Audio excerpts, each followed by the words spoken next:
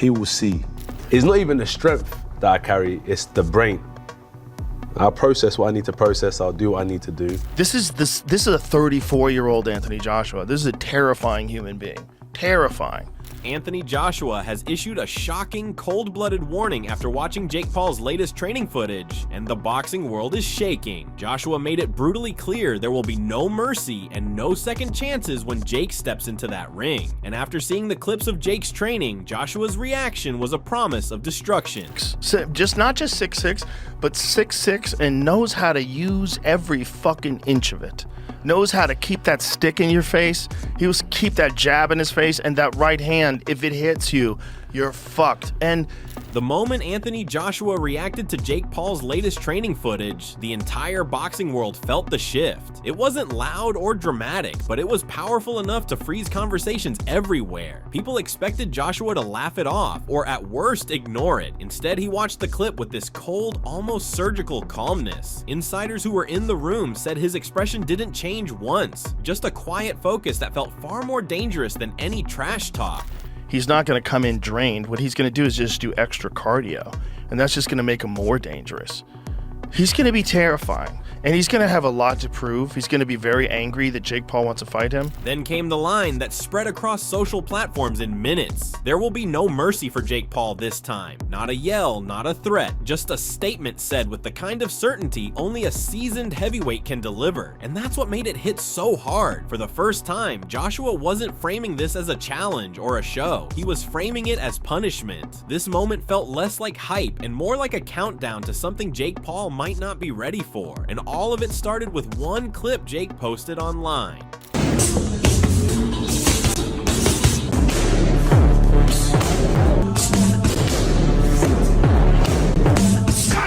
See, Jake's new training footage was supposed to make a statement. Quick combinations, bouncy footwork, heavy bag shots edited in slow motion to look sharper and harder. To casual fans, it looked impressive, even explosive. But inside real boxing circles, the reaction was completely different. Trainers, former pros, analysts, they all saw the same thing. Jake looked confident, sure, but he also looked slow. His timing felt off. His feet weren't grounded. He was trying to look like a heavyweight instead of training like one. AJ could wake out his sleep, all right, okay. and put Jake Paul to sleep. And I ain't taking nothing from Jake Paul. I'm just telling you, I respect the fact that Jake Paul is getting in the ring with somebody like Anthony Joshua, but I'm telling you, night. Behind the scenes, members of Joshua's camp didn't even hide their amusement. One comment that leaked out summed it up perfectly. He's playing heavyweight. That's not the same as being one. To them, the clip didn't show power or danger. It showed openings, mistakes, and patterns that Joshua could exploit within seconds. And that's why Joshua watched it twice, back to back, in complete silence. Not because he was impressed, but because he was calculating. Joshua is big, heavy puncher, but not as evasive. So I think if Jake has the right game plan, he has a pretty good shot of winning this fight. People who know Joshua said they could actually pinpoint the exact second his mood shifted from entertained to lethal. At first he sat back, relaxed, almost amused by what he was seeing. Then his posture changed. He leaned forward, his eyes locked onto the screen with this razor-sharp intensity. It wasn't the look of a man preparing for a boxing match. It was the look of a man preparing to dismantle someone who doesn't understand the level they're stepping into. And that's what led to the warning. If this is a real, legitimate fight, Jake Paul is absolutely crazy. If not crazy, he's super brave. And it'll be interesting to see. Joshua's no mercy message didn't come with emotion. It didn't come with anger. It came from a place of absolute certainty. People who have followed his career closely say this is the same tone he had before the Klitschko fight, and the same tone he had in the Ruiz rematch. Moments where Joshua wasn't just motivated, he was locked in. When he trains with that mindset, his team describes him as a completely different person. Quieter, sharper, and far more dangerous. It's a huge risk. You know, it's a huge risk. You can't look away from that. So when Joshua said, "I'm not here to entertain him, I'm here to hurt him," fans knew this wasn't hype talk. Joshua simply doesn't talk that way unless he means it, and the reaction was immediate. Jake Paul's fan base suddenly went quiet on social media. Analysts started warning about the size difference, the experience gap, the knockout power Joshua has displayed for years. Even some of Jake's usual defenders admitted they were worried, because this wasn't Joshua trying to sell a fight. This was Joshua announcing the end of the warm-up phase. Listen, Jake's a good novice. Jake's a good novice. Oh, yeah. And if he wanted to have a legitimate career in boxing, then he would climb the domestic rankings in America, and he might even make top 50. Up until now, he's been patient. Let Jake talk, let him post footage, let him run the circus. But the moment Joshua gave that warning, you could feel the shift. He was stepping into a different gear, and when he gets that focused, the outcome usually isn't a decision win. It's a knockout and a brutal one. Understood. Here's the same section rewritten properly. Firm, sharp, aggressive, fully connected paragraphs with no fragmented or choppy lines. It stays conversational, emotional, and punchy, but now reads like a clean, powerful narrative. The bout will take place at a heavyweight, obviously. It's going to be 8 3-minute rounds. You might think, well, that's better for Jake Paul, and I'm thinking, not really. It's better for Anthony Joshua, because he's just going to go all out for them 8 3-minute rounds. And imagine that. What truly sent shockwaves across the boxing world wasn't Joshua's warning. It was the rule sheet he dropped right after. This wasn't a friendly set of guidelines or a promotional gimmick designed to sell tickets. Joshua released the kind of rules you only see when a fighter is preparing to dismantle someone without apology. Both fighters will be using 10-ounce gloves for the duration of the contest. 10-ounce gloves, 8 3-minute rounds, no headgear, full sanctioning, official records. Every line on that page screamed real heavyweight boxing, not the sanitized crossover show Jake's team expected. 200 pounds versus 252 pounds. We got a 252 pounder in Anthony Joshua. And when fans noticed the weight clause locking Joshua at 245 pounds, the conversation shifted instantly. That number isn't random. It's the exact weight AJ carries when he wants explosive knockout power. It's the version of him that sends punches through ribs, not around them. Now, we just want to see it because there's a lot of hate out here on influencer boxing. A lot of people have got different opinions on boxing these days. But I want to ask you, do you box? Experts reacted immediately, and not a single one sugarcoated the situation. They said the rules looked engineered to choke out Jake's chances of survival. No escape route and no gimmick to keep him safe. Jake's flashy training clips suddenly felt like a TikTok filter slapped on a very real problem. His team clearly thought they were signing up for a fun, pay-per-view spectacle, not a sanctioned beating from a former unified champion. I think there's fear of injury in any sport, number one. Number two, I would say if you look at any boxing event on any given day, there's much larger mismatches than what this fight is. The moment the rules went public, footage from Jake's own camp showed a noticeable shift. Forced smiles, nervous body language, and a silence that lingered a little too long. Promoters started calling the matchup dangerous, reckless, even career-ending. Analysts were openly wondering how this was allowed to proceed. And through all that noise, Joshua stayed calm, almost disturbingly calm, like a man who had already mapped out how the fight ends. The message was clear. Jake isn't stepping into a boxing ring. He's stepping into a controlled demolition. It can happen in a variety of ways, various ways, but I'm not dependent on punch power, you know. A professional heavyweight fight against an elite world champion in his prime. When I beat Anthony Joshua, every doubt will disappear. He's talking to you, Charlamagne. Okay. The panic surrounding Jake's reaction didn't come out of nowhere. It comes from a long, well-documented pattern of fear that the boxing community has watched unfold in real time. Not long ago, Jake hyped up a fight with Gervonta Davis like it was the showdown of the century. Right up until things got real, suddenly the energy evaporated, excuses surfaced, and the fight collapsed before fans even got their popcorn. Then there was the first Joshua attempt when AJ pushed for real drug testing and no TKO clauses, and Jake pulled the plug again. Fighters don't panic over testing unless there's something to hide, and fans noticed that too.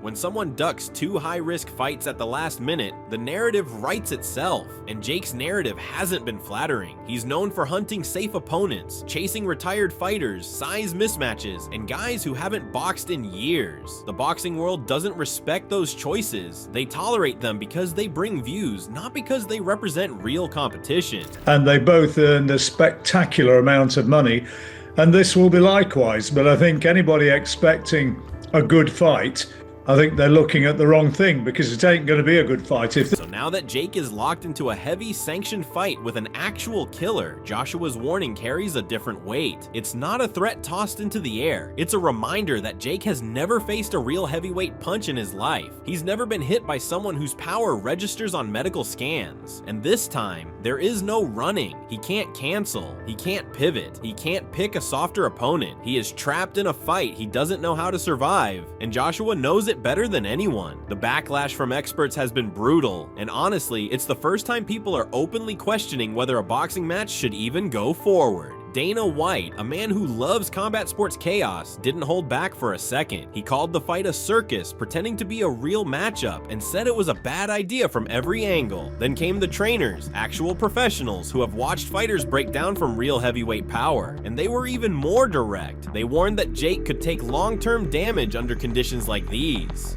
Not just a knockout, not just a rough night, genuine medical record level harm. 10-ounce gloves, heavyweight, Jake Paul can punch hard, but do I think that's going to happen? Absolutely not, mate. Former fighters added fuel to the fire, saying Jake has absolutely no business standing across the ring from someone with Joshua's resume. These weren't emotional takes, they were grounded in experience. They've been hit by men like Joshua. They know the difference between a punch that hurts and a punch that rearranges your life. Meanwhile, sports medics quietly started raising red flags. They weren't saying it publicly, but behind the scenes, the word mismatch kept coming up. They've seen what happens when an amateur jumps levels too fast, and Jake is attempting to leap from the kiddie pool into shark water. To Jake Paul and Mike Tyson in November, but that fight was 8 2-minute rounds and 14-ounce gloves. Not similar if it's smaller gloves and 2-minute rounds. Who wrote this for the zone? The most unsettling revelation came from industry insiders who claimed Jake only accepted the fight because he had to. Not for glory, not for legacy, because he reportedly owes Netflix a fight due to a massive advance payment.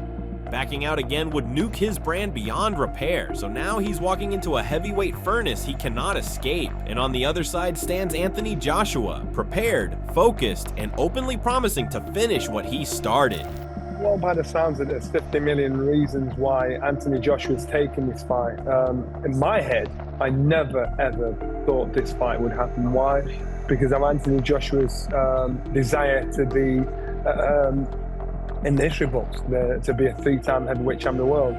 To me, it shows me his desire. No mercy, no safety net, no more illusions. When that bell rings, Jake Paul is going to learn the difference between playing boxer and fighting a real one. What's been coming out of Anthony Joshua's training camp doesn't sound like preparation for a normal boxing match. It sounds like the early chapters of a crime documentary. People inside the camp have described this version of Joshua as the most violent since the Klitschko prep, and that comparison alone should make Jake Paul's spine tighten. Klitschko prep Joshua wasn't friendly, wasn't smiling, wasn't taking pictures with fans. That Joshua was a machine built for destruction, and apparently that exact version has returned, this time with far less patience and far more resentment. Be the same for all of us, you know. Honestly, all of us, many greats have walked it before.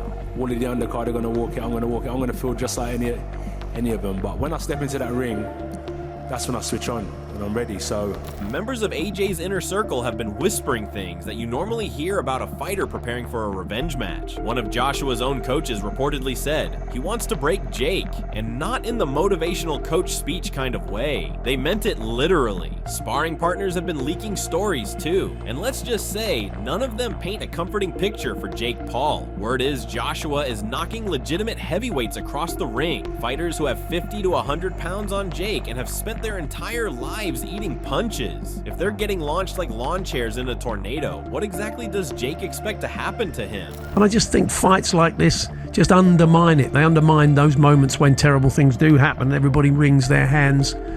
Why send in a guy like Anthony Joshua, a seasoned pro, against a guy that, I mean, I don't know. It leaves a really nasty taste in the mouth. But the scary part isn't just the physical preparation, it's the emotional one. Joshua genuinely feels like Jake Paul has insulted boxing, not just talked trash about him personally, but disrespected the sport at its roots. To AJ, Jake isn't a real fighter. He's a guy who turned boxing into a marketing tool, a content machine, a stage for money-making theatrics. Every influencer knockout Jake bragged about, every staged press conference, every forced beef, Joshua saw all of it as a slap in the face to the sport he built his life around. And now Jake wants to step into a heavyweight ring with him and act like they're equals? That's the emotional trigger. That's where the anger comes from. Joshua isn't fighting Jake Paul for fame or money. He's fighting him because he feels personally insulted. And a heavyweight with emotions involved is a dangerous, dangerous man. The public reaction to Joshua's mindset has been a perfect mix of panic, comedy, and genuine concern. The memes alone could fill a museum. Even Jake's biggest supporters, usually loud and overflowing with confidence, have gone oddly quiet. You can practically hear the gears turning as they realize this might not be a fun YouTube crossover event. This might be a night where things go badly wrong. It's two completely different specimens in there. I can't see any version of reality where Jake Paul somehow finds a way to win one round, let alone win the fight.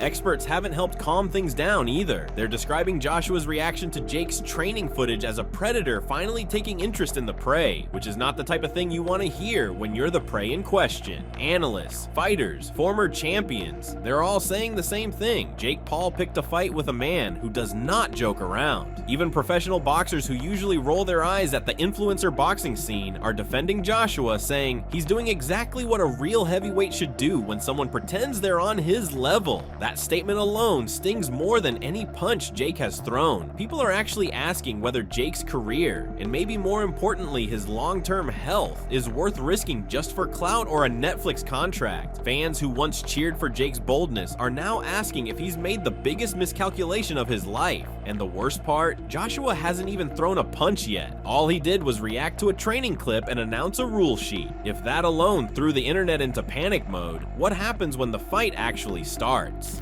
So I think AJ will struggle because it's an Owen situation.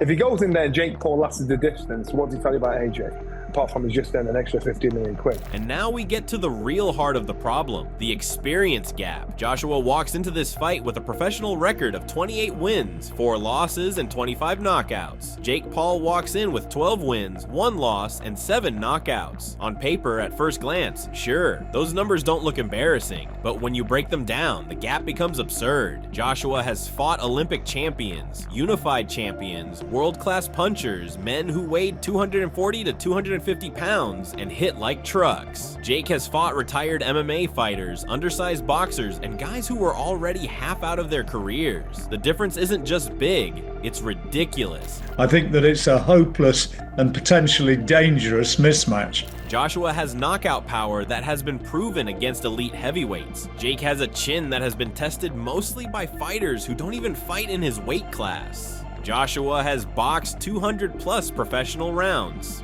Jake has barely scratched 50, and inside Jake's camp, the panic is reportedly setting in. There are rumors of last-minute changes to training routines, emergency conditioning work, and strategy adjustments that look more like damage control than preparation. Analysts have already predicted that Jake won't be able to handle Joshua's pressure or his speed at 245 pounds, a weight Joshua uses to generate maximum force.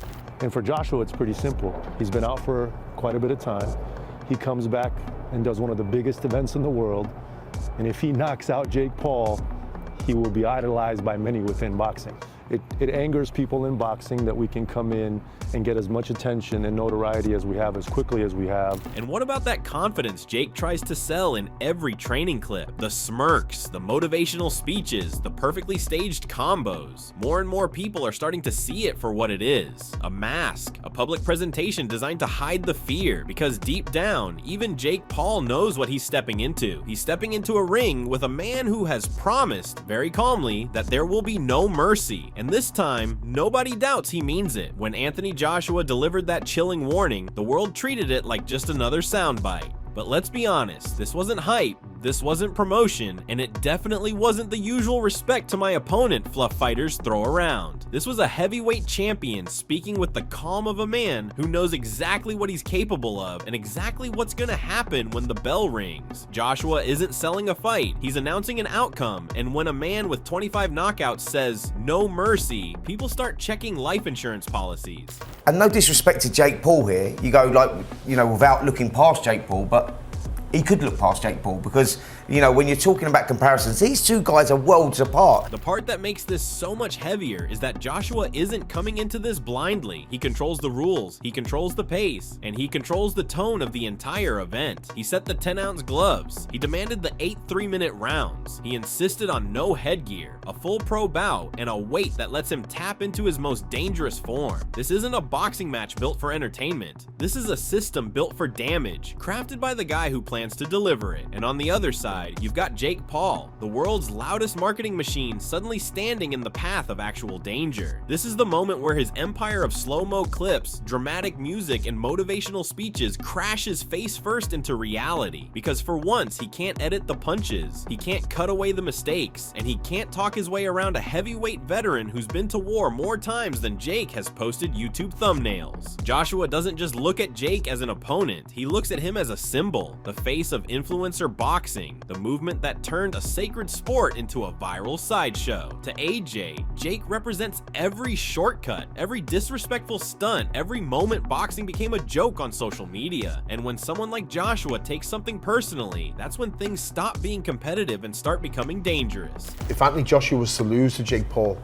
it would be the biggest upset, travesty, whatever you want to call it in boxing history. So insiders have already said it plainly. This fight could reset Jake's career or erase it. You've got promoters calling it career-threatening, trainers calling it irresponsible, and analysts calling it a mismatch disguised as a payday. And the uncomfortable truth is that none of them are exaggerating. Joshua didn't warn Jake because he wanted headlines. He warned him because he genuinely expects Jake to take damage. Real, physical, unforgettable damage. That's the part no one wants to say out loud, but everyone feels. The media isn't even pretending anymore. Experts are predicting knockouts so fast they might as well print them on the posters. Some say 3 rounds, some say 2. A few don't think Jake survives the first. That's how confident the boxing world is. Not in Jake's downfall, but in Joshua's absolute ice-cold dominance.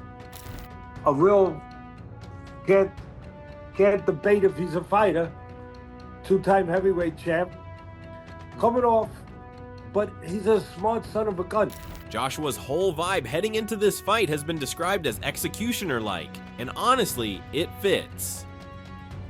He's calm, collected, smiling just enough to let you know he's comfortable with whatever happens in that ring. And then you've got Jake, whose quiet moments on camera are starting to slip through the cracks. No jokes, no yelling, no bravado. Just a man who might be realizing that this time he swung too hard at the wrong giant. And that's what makes this build-up so electric. We're watching one man walk in with hope and another walk in with certainty. Joshua's message wasn't complicated. He didn't sugarcoat it or dress it up. His warning was simple, brutal, and final. Jake Paul asked for a fight, and now he's getting a reckoning.